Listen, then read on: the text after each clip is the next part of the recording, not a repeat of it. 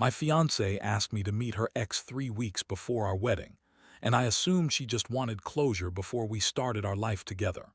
Instead, he looked at me across that table and asked if she'd ever told me the real story of how we met. My fiancée stood up so fast her chair nearly tipped over and said only 2 words, his name, like a warning.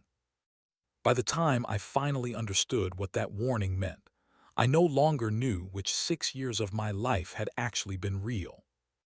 I'll call myself Nathan for this post, and I'll call her Claire. And I want to say up front that I've rewritten this probably a dozen times trying to figure out where the actual beginning of this story is.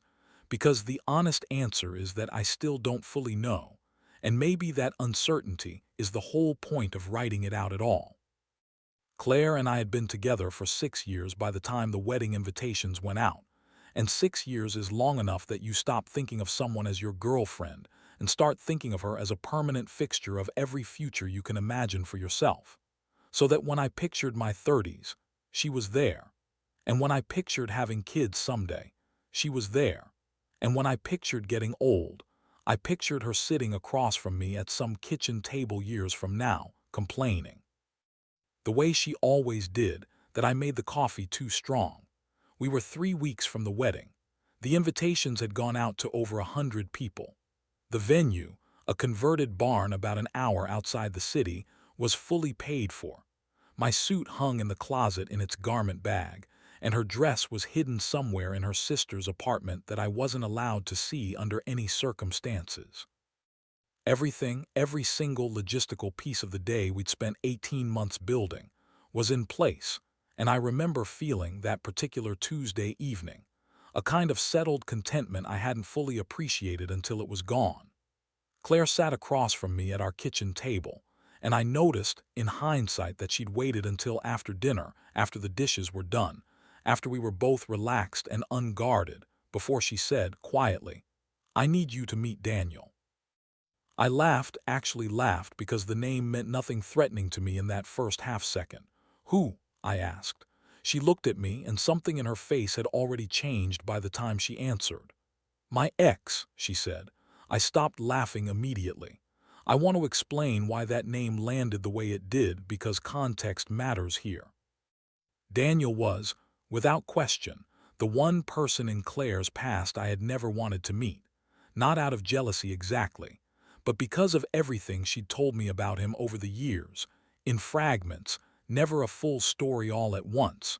The way people talk about relationships they're trying to keep sealed off from the rest of their life. She'd dated him during university for almost 3 years, and according to everything she'd ever told me, the relationship had ended badly, that he'd been controlling, jealous in a way that curdled into something uglier over time, manipulative in the specific, patient way that takes people a long time to fully recognize they're trapped inside of. She described him, more than once, as the reason she'd needed years of therapy to trust anyone again before me. And I had, over 6 years, built up a fairly clear mental image of him as a kind of cautionary tale from her past, someone she never wanted to see again, let alone introduced to the man she was about to marry. So when she told me calmly at our own kitchen table that she wanted us to meet him together, my first and most immediate thought was simply, why now of all the possible moments in 6 years, why 3 weeks before our wedding? He contacted me, she said, before I'd even asked. Why? I asked. I don't know. What does he want? I don't know. Then why are we meeting him at all? She looked uncomfortable in a way I wasn't used to seeing from her, Claire being, in my experience, one of the more emotionally steady people I'd ever known, rarely rattled, rarely evasive. "Because I want to close that chapter," she finally said, "before I marry you. I don't want any part of my past still open when we walk down that aisle." That answer sounded reasonable on its surface, the kind of thing a therapist might actually recommend, closure before a major life transition, and yet something about the way she said it, something underneath the words rather than in them, sat wrong with me in a way I couldn't articulate at the time. Still, I agreed because I trusted her, or at least, I believed I did, which I've since learned are not always quite the same thing. We met Daniel that Sunday afternoon at a quiet restaurant on the edge of downtown, the kind of place with enough empty tables between us and everyone else that a difficult conversation could happen without an audience. Claire arrived separately from me, having insisted on it for reasons she didn't fully explain, and by the time I walked in, Daniel was already seated at the table, and the first thing that struck me, looking at him, was how little he resembled the version of him I'd built in my head over 6 years of second-hand stories. He didn't look like a monster. He looked tired, older than the mental image I'd constructed, older even than his actual age probably warranted, with the kind of tiredness that sits behind a person's eyes rather than on the surface of their face. He stood as we approached the table, a strangely formal gesture that felt out of place, and he looked at Claire, then at me, then back at Claire, and said, in a voice that carried something between disbelief and grim vindication, "You actually married him." Claire corrected him immediately, sharply. "We're not married yet." He looked confused for a beat, and then he laughed, not a happy laugh, more like someone confirming a suspicion they'd been carrying for a long time and finding no relief in being right. He turned his attention fully to me for the first time. "Has she ever told you how you two actually met?" he asked. I said yes, of course, immediately. The way you answer a question you've never once thought to doubt. Claire cut in before I could say anything else. "Daniel, don't," she said, and something in her voice, some raw urgency I'd never heard from her before, was the first real crack in the afternoon, the first moment I understood, on some instinctive level, that something was deeply wrong beneath the surface of this meeting. I'd always known the story of how Claire and I met, had told it myself dozens of times at dinner parties and family gatherings over 6 years, until it had become something close to mythology in our relationship, worn smooth from repetition the way a favorite story gets worn smooth. 6 years earlier, I'd been sitting in a coffee shop near my university, working on an assignment, when the woman at the next table, reaching for something in her bag, knocked her coffee cup over, and it spilled across my laptop bag sitting on the floor between us. She apologized, mortified, insisting on buying me a replacement bag, and somewhere in the flustered back and forth that followed, we started talking, really talking, in the way that sometimes happens between strangers when an awkward accident breaks down the normal social barriers faster than any deliberate conversation could. She gave me her number before she left. 3 days later, we went on our first date. That was the story. It was the story we told everyone. We used to joke more than once that spilling coffee on me was the best mistake she'd ever made, a line that had become, over the years, a kind of shorthand between us for the randomness and luck that had brought us together in the first place. Daniel stared at me for a long moment after I finished recounting it, and then he said simply, "That's not how it happened." Claire stood up so abruptly her chair scraped loudly against the floor.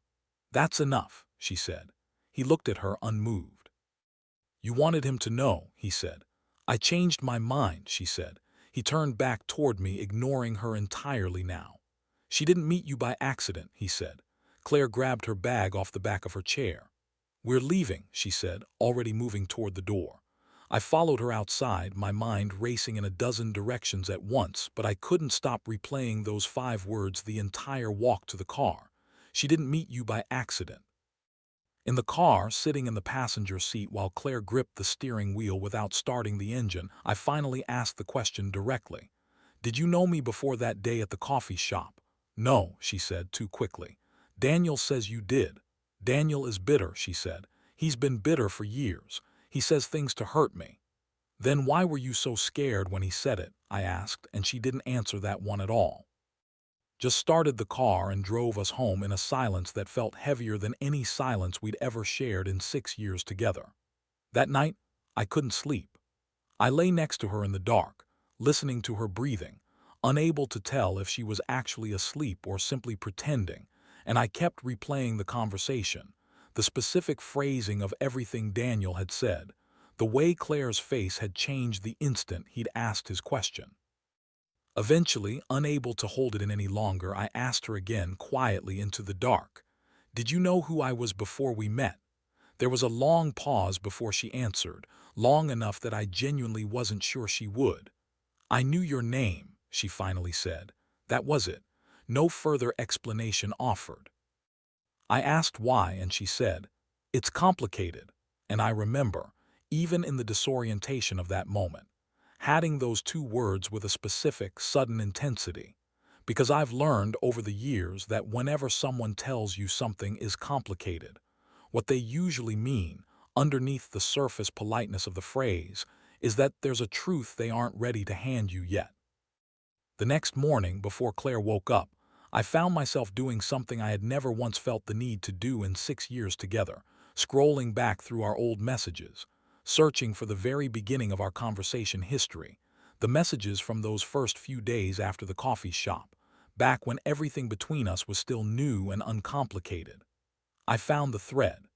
It was still there, untouched, 6 years of history stretching back to a single message. Except the message wasn't what I remembered. The very first message in our thread, the one that started everything, wasn't me texting her the day after we exchanged numbers at the coffee shop. It was Claire messaging me first, and the message read, "Hey, this is probably random, but I think I saw you at the library yesterday." I stared at that message on my phone screen for a long time, my stomach slowly dropping. That wasn't the story.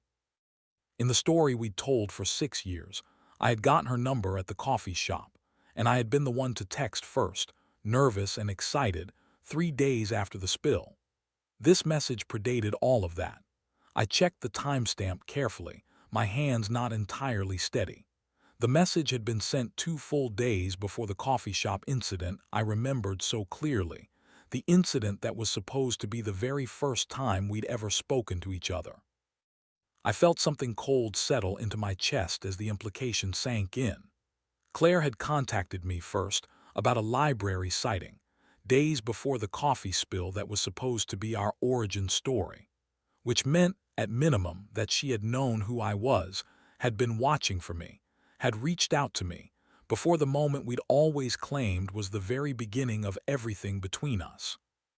When Claire came home from work that evening, I showed her the message on my phone without saying anything, just held the screen up between us and waited. She didn't deny it. She sat down heavily at the kitchen table, the same table where this had all started less than 48 hours earlier, and finally, haltingly, began telling me the first real piece of the truth. She had seen me before the coffee shop, several times in the weeks leading up to it. She'd noticed me around campus. She'd known where I studied, which building, which specific corner of the library I tended to work in most evenings. She'd known my name before we ever officially met. She'd known somehow that I had a younger sister and that I worked part-time at a used bookstore near the edge of campus, details that had nothing to do with any casual chance observation a stranger might pick up simply by noticing someone around campus a few times. "How?" I asked, my voice sounding strange to my own ears. "How did you know all of that before we ever spoke?" She was quiet for a long moment, and when she finally answered, her voice was barely above a whisper. "Daniel told me about you," she said. I stared at her, genuinely unable to process the sentence for a second. "Why would your ex-boyfriend tell you anything about me? We didn't know each other. I'd never met either of you."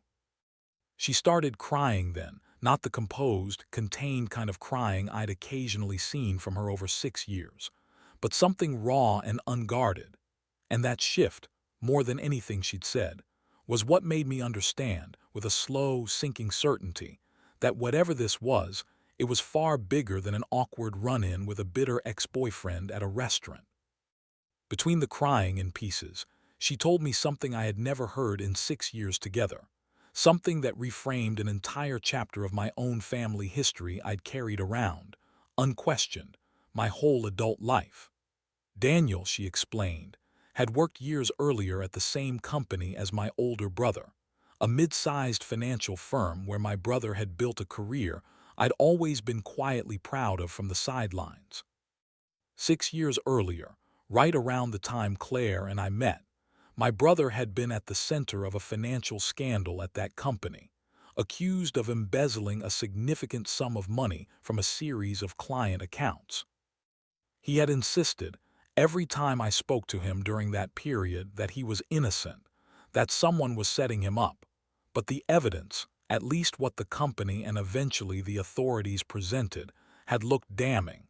And within a few months, before any formal charges were fully resolved, he had simply disappeared. No note, no warning, no goodbye, just gone. His apartment cleared out, his phone disconnected, his few remaining friends and colleagues left with nothing but rumors and half-formed theories. I had spent 6 years believing, because it was the only explanation that had ever been offered to me, that he had run because he was guilty and ashamed, unable to face the consequences of what he'd done, and it had quietly poisoned my relationship with his memory for all 6 of those years, a grief tangled up with something that felt uncomfortably close to disappointment. Claire told me, sitting at that kitchen table, something I had never once considered as a possibility. Daniel, she said, had been investigating that same scandal from the inside quietly on his own, because he'd had doubts almost from the beginning about the official version of events.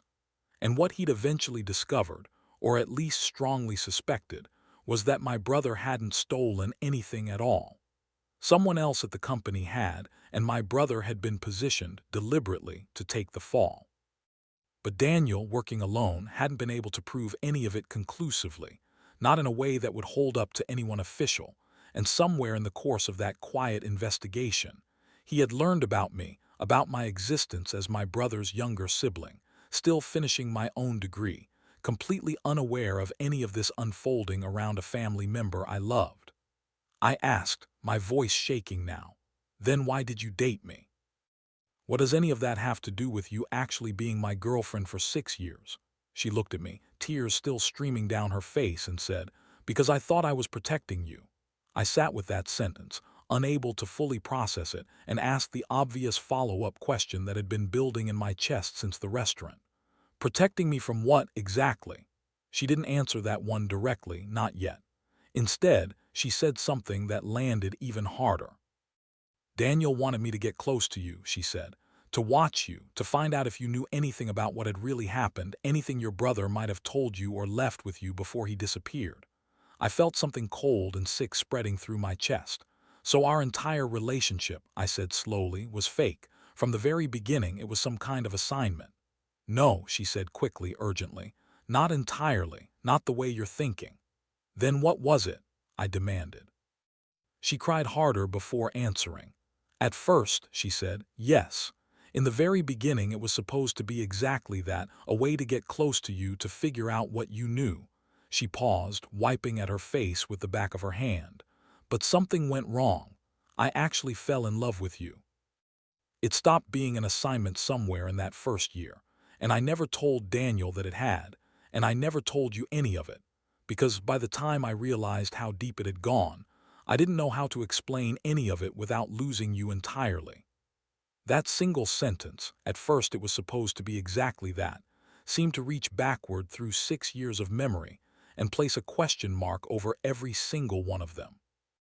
Our first date, 3 days after that library message and the staged coffee spill that followed it. Our first apartment together, the one with the leaky faucet we joked about for years.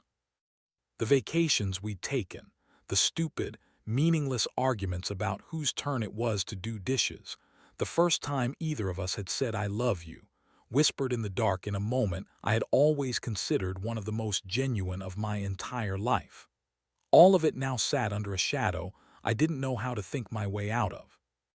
I asked her, once I could speak again, why Daniel had said at the restaurant that she'd wanted me to know the truth, when she had so clearly, visibly, tried to stop him from saying anything at all.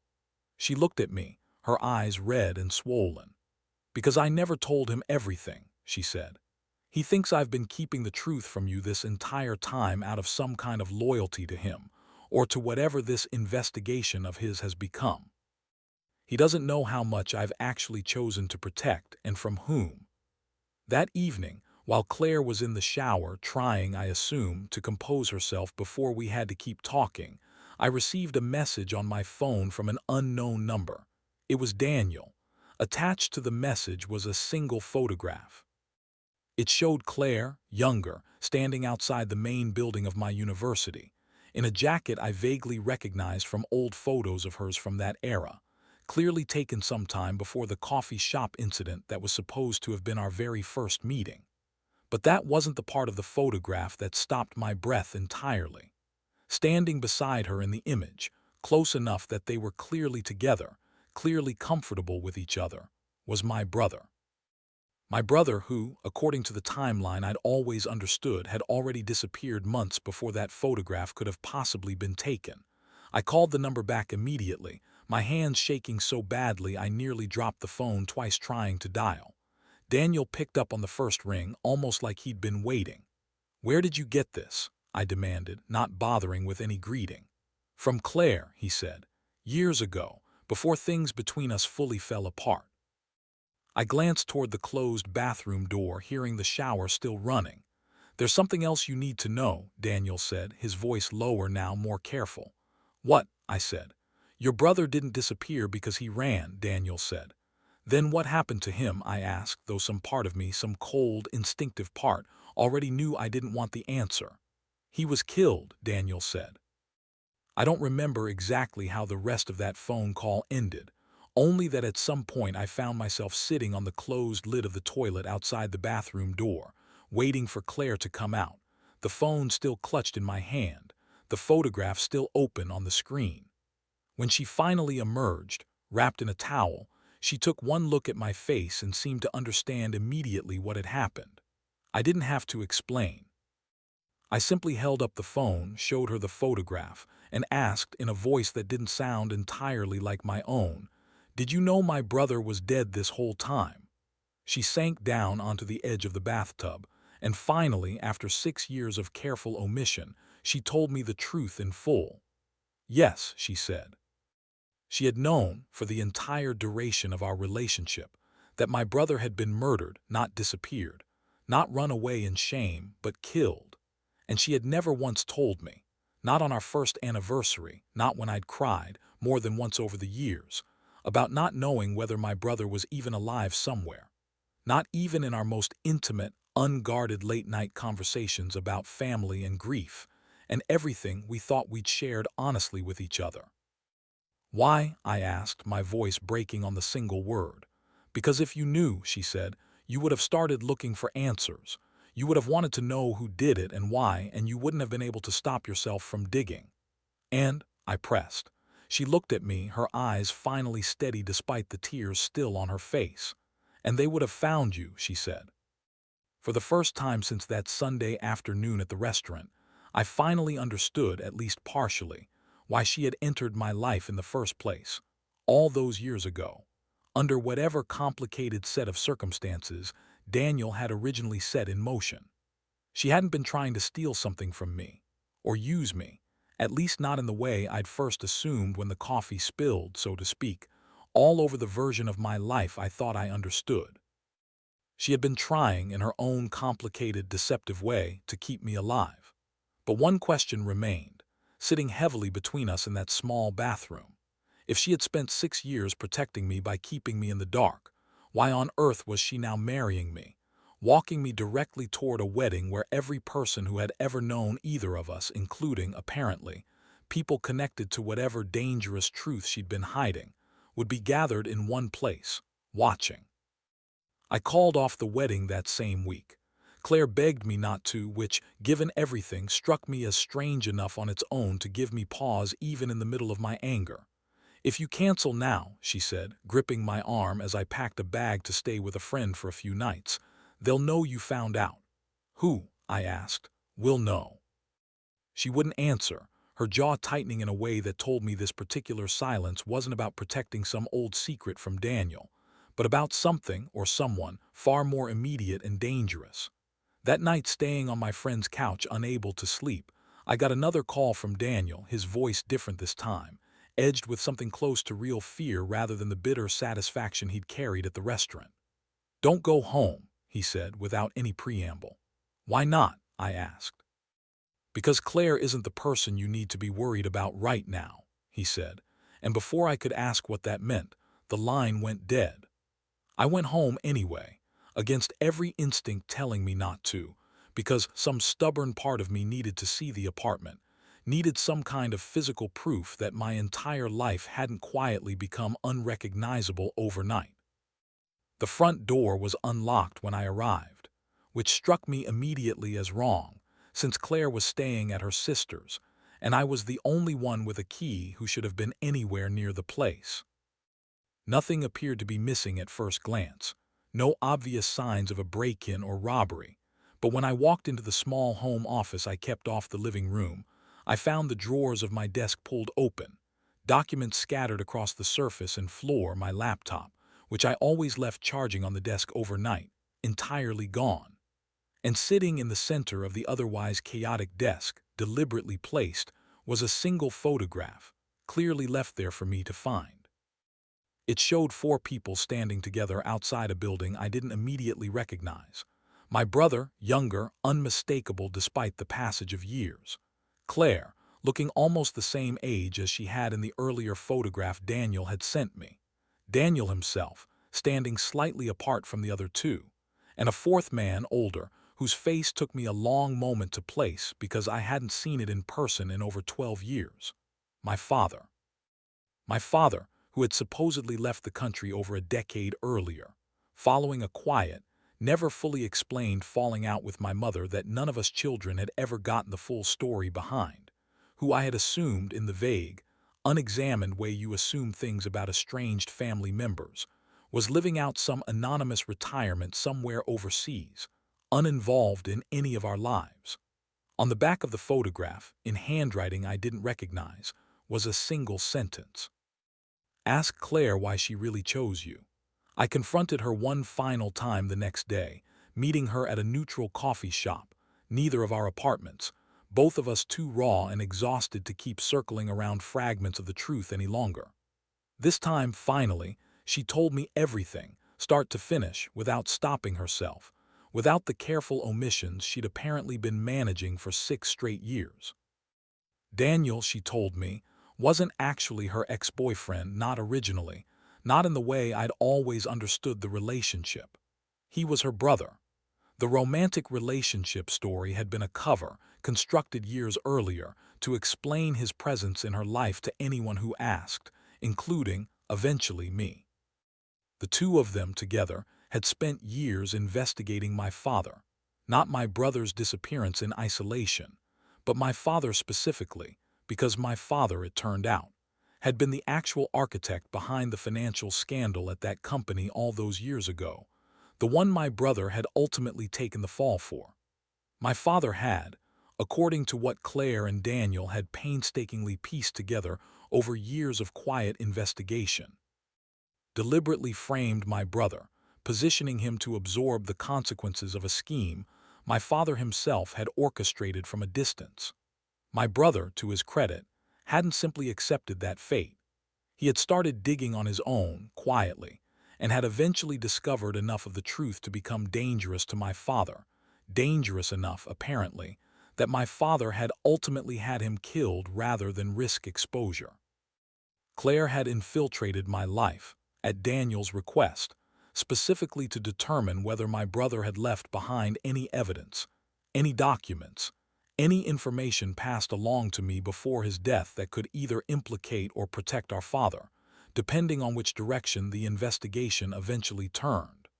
But 6 years earlier, something unexpected had happened, exactly as she'd told me days earlier in our bathroom. She had fallen in love with me, genuinely, unplanned, somewhere inside the assignment she'd originally been given.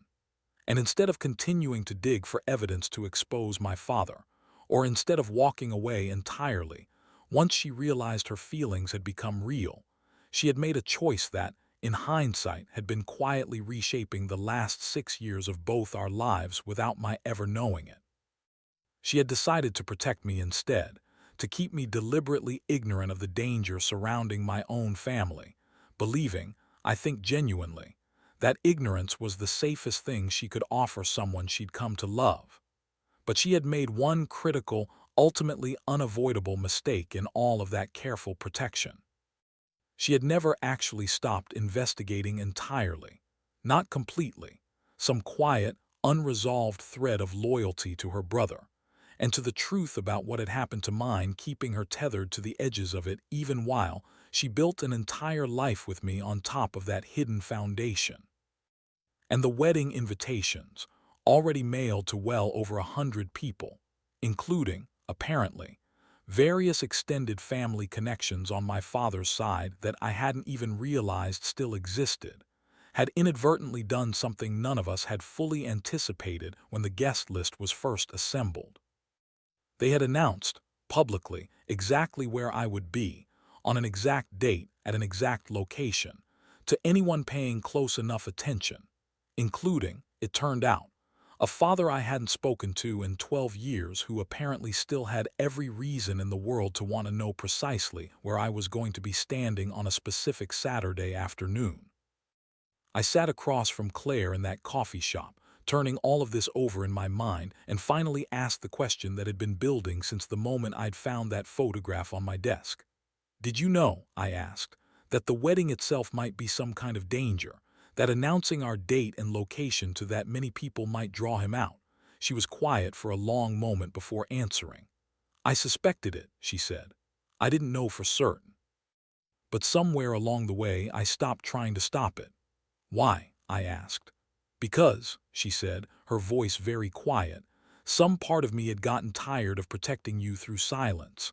I think some part of me wanted this to finally come to a head, one way or another, even if I wasn't ready to admit that to myself."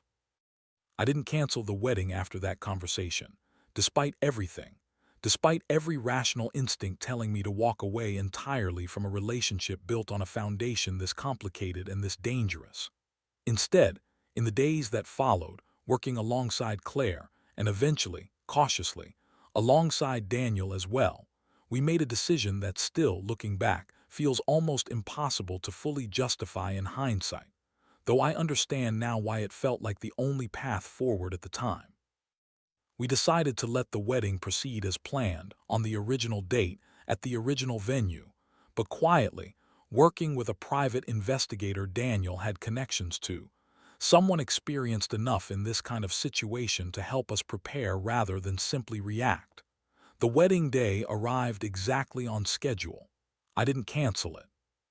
I stood at the front of that converted barn, in my suit, waiting, watching Claire walk down the aisle toward me, and I remember, even amid everything else happening internally, being struck by how genuinely terrified she looked. Not the nervous, excited kind of terrified brides are supposed to look, but something rawer and more real underneath the practiced calm she was clearly forcing onto her face for the sake of the 100 or so guests watching.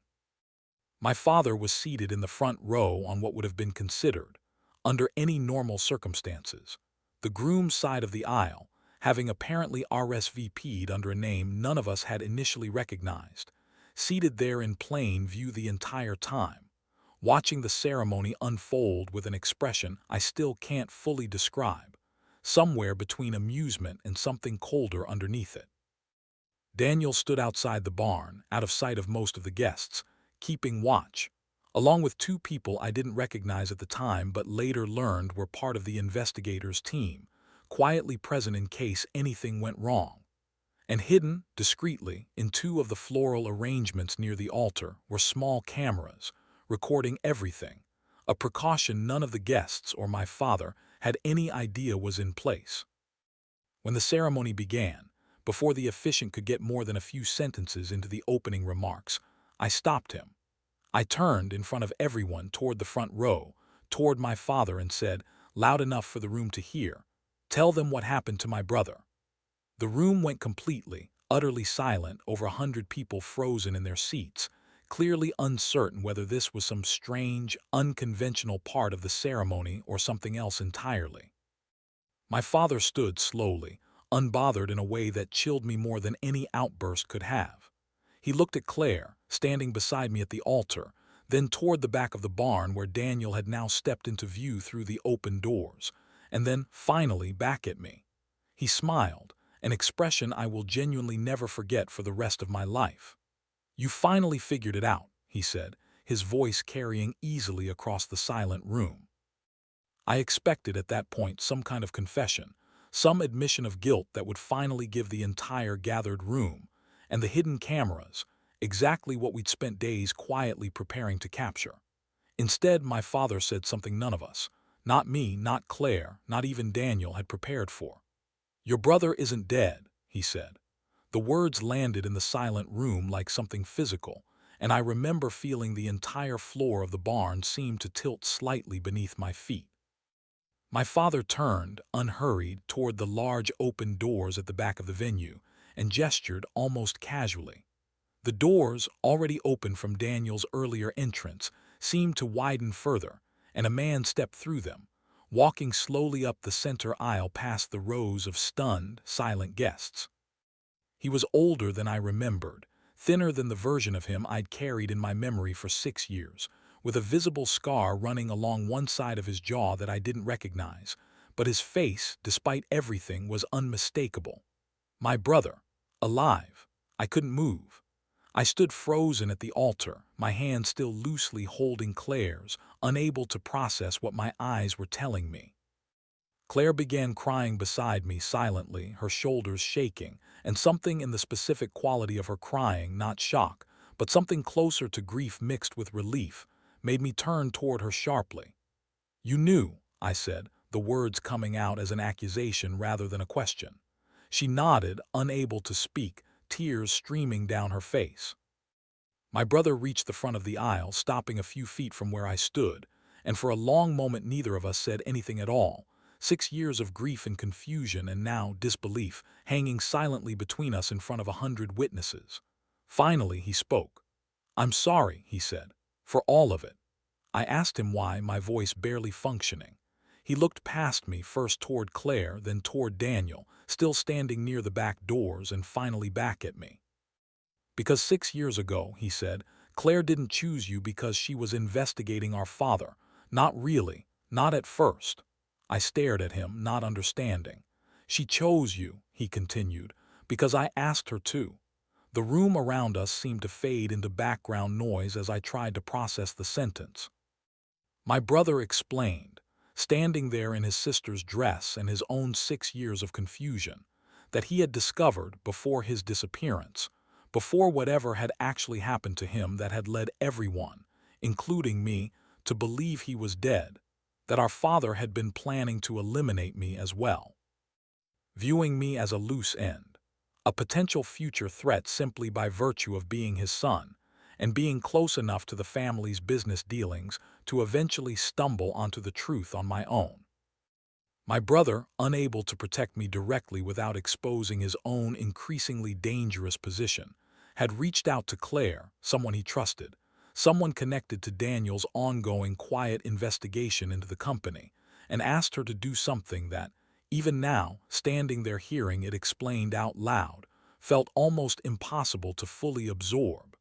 He had asked her to enter my life, to watch over me, to protect me from a distance close enough to actually make a difference, without ever revealing why. And Claire, exactly as she'd told me days earlier, had done something none of them, not my brother, not Daniel, had ever anticipated when the plan was first put into motion. She had fallen in love with me, genuinely, deeply, somewhere in the middle of an assignment that was never supposed to become anything real at all. I thought, standing there at the altar surrounded by 100 silent, stunned guests, my supposedly dead brother alive in front of me, my estranged father seated calmly in the front row, that surely this had to be the end of it, the final piece finally sliding into place. It wasn't. My brother reached into his jacket and produced a small envelope, worn at the edges like he'd been carrying it for a long time, waiting for the right moment. Inside was a photograph, older than any of the others I'd already seen.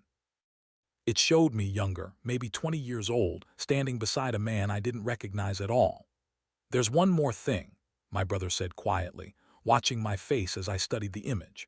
I looked closer at the man standing beside my younger self in the photograph, trying to place him, and slowly, with a growing, sick sense of vertigo, I began to recognize certain features beneath the age difference. I turned slowly toward the back of the barn, toward Daniel, still standing near the entrance. "That's Daniel," I said slowly. My brother nodded. "But Daniel was supposed to be Claire's brother," I said, the sentence coming out more like a question than a statement, some part of me already understanding, on some instinctive level, what was about to be confirmed. I turned fully toward Daniel now, and he was crying silently, standing near the entrance of the barn where 100 wedding guests were still watching this entire scene unfold in stunned, uninterrupted silence. "I'm not Claire's brother," he said, his voice breaking. I stared at him, unable to fully form the question.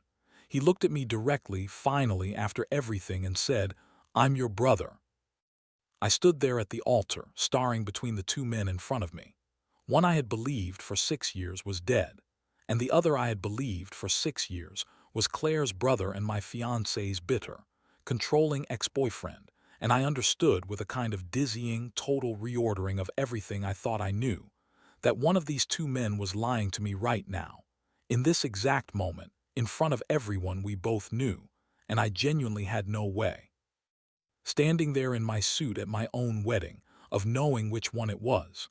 Claire, still crying beside me, finally whispered, quiet enough that only I could hear it over the murmuring that had started to spread through the stunned crowd. "That's why I needed you to meet my ex," she said. And suddenly, standing there, I understood that the entire story I had believed about my own family, my own brother, my own father, everything I'd carried as settled fact for the entirety of my adult life, had been wrong, or at least dramatically incomplete, in ways I still, even now, months later, haven't fully finished untangling. The man who had walked into that restaurant 6 weeks earlier, the one I had believed, was simply a bitter ex-boyfriend looking to sabotage my wedding out of old resentment, hadn't been there to warn me about Claire at all. He had been there, I now understood, to find out whether I actually remembered him, whether some buried piece of our shared childhood had survived whatever had happened to fracture our family in the first place. I never got married that day. The police arrived within the hour, alerted by the private investigators team the moment things had escalated beyond what any of us had originally planned for, and the scene at that converted barn, guests still seated in stunned silence, my father eventually being led out in handcuffs, while photographers who'd been hired for the wedding kept awkwardly, almost reflexively, taking pictures, is something I don't think any of the 100 or so people in attendance that day will ever fully forget. Myself least of all.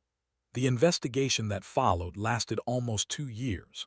Some things were eventually proven in court, with enough documentation and testimony to hold up.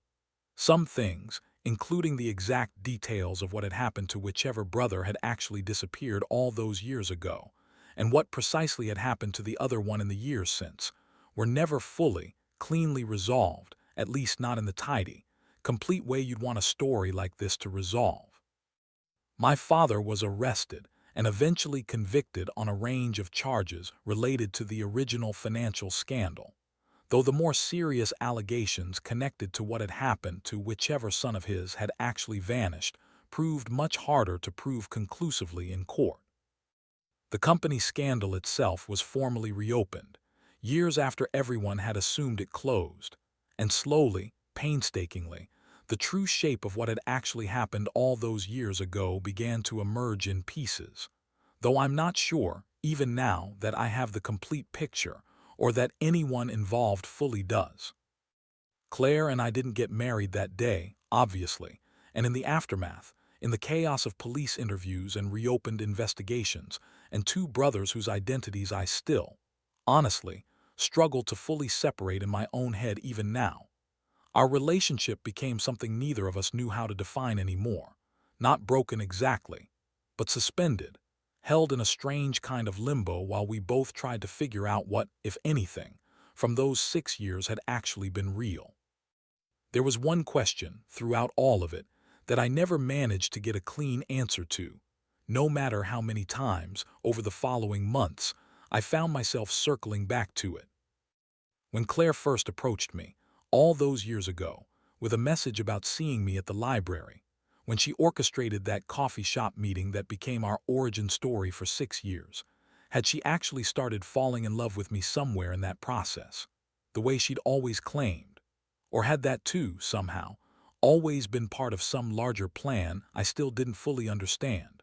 One more layer of a story that kept shifting every time I thought I'd finally reached its bottom. I asked her once, years later, long after the trial had concluded, long after both of our lives had settled, however uneasily, into some new, permanently altered shape. She looked at me for a long moment and finally said, "I don't know which part started as a lie anymore." Then she smiled, sadly, in a way that somehow held 6 years of complicated, tangled history inside it. "But I know I loved you when I left," she said. And somehow, out of everything I'd learned over those months, out of every twist and reversal and betrayal layered on top of another betrayal, that was the single most painful answer she could have given me. Because it meant that even now, even with everything finally out in the open, there would never be a clean, simple version of our story I could hold onto with total certainty. Only the messy, unresolved truth that some things you build your whole life around were never as solid as they felt while you were standing inside them. Edit. I know this reads like something out of a movie, and I've gotten that reaction from almost everyone I've told the full version to. I'm not asking anyone to fully believe every detail. I mostly needed to finally put the whole thing in order somewhere outside my own head. Because for a long time after the trial ended, I genuinely couldn't hold the timeline straight even for myself. Edit 2. To the people asking about my brother, both of them, I still see them, though our relationship remains complicated in ways I don't think we'll ever fully smooth out. And I'd rather not go into more specific detail here, while some of the related legal matters are technically still working their way through appeals.